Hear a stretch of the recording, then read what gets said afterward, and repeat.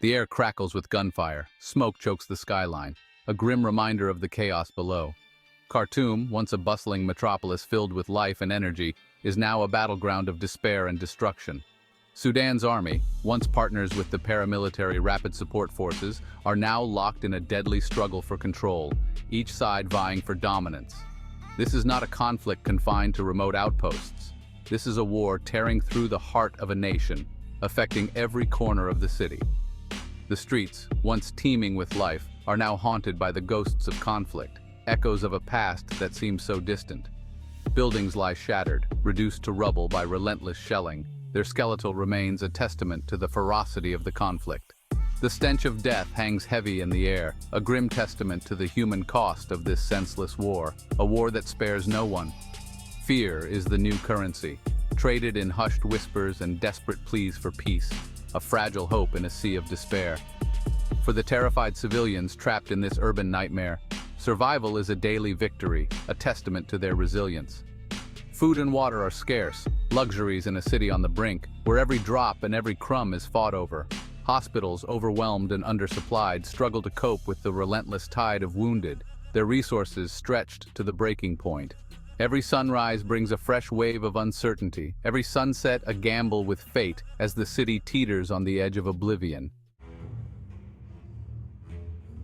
In the face of fierce resistance, the Sudanese army has launched a new offensive, a desperate gamble to break the bloody stalemate that has gripped the nation for months.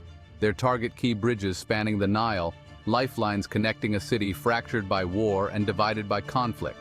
Control of these bridges means control of supply routes, a strategic advantage in a conflict that has become a brutal war of attrition, with each side vying for dominance. The fighting is intense, a chaotic ballet of explosions and gunfire with both sides locked in a deadly dance. Tanks rumble through deserted streets, their heavy cannons echoing through the shattered cityscape, leaving destruction in their wake. Fighter jets scream overhead, their payloads raining down on enemy positions with terrifying precision, adding to the chaos below. Each foot of ground gained is measured in blood, a testament to the RSF's tenacious defense and the high cost of this brutal conflict. Despite the army's advances, victory remains elusive, with the city still a battleground. The RSF, masters of urban warfare, are deeply embedded within the city, using the urban landscape to their advantage. They fight with the ferocity of cornered animals, knowing that defeat could mean annihilation, and they have nothing left to lose. This new offensive may have tipped the scales, but the battle for Khartoum is far from over, with both sides preparing for the next phase of this relentless conflict. To understand this conflict, one must look beyond the immediate clashes and delve into Sudan's turbulent past, a history marked by strife and resilience. For decades, the nation groaned under the iron fist of Omar al-Bashir, a dictator who ruled through fear and repression, stifling any opposition. His ousting in 2019, a moment of hope for democracy, instead opened the door to a new struggle for power, a struggle that would soon engulf the nation. The Sudanese armed forces, once the backbone of Bashir's regime, found themselves vying for control with the RSF, a brutal paramilitary force forged in the fires of Darfur's genocide, each faction unwilling to yield. What began as an uneasy alliance quickly descended into suspicion and mistrust, a powder keg waiting for a spark that would ignite a devastating conflict. That spark came in April 2023, when negotiations to integrate the RSF into the army collapsed, shattering any hopes for a peaceful resolution. The uneasy peace shattered, replaced by the deafening roar of gunfire and the cries of a nation in turmoil. What began as a power struggle between two armed factions has escalated into a full-blown war, holding an entire nation hostage with no end in sight.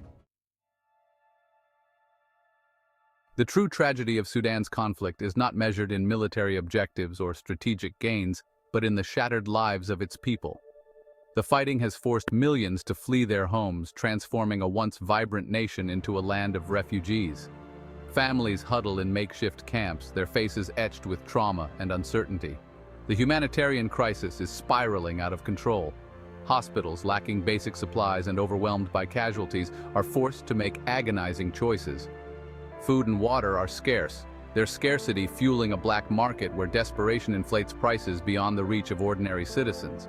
For those trapped within the conflict zones, every day is a struggle for survival.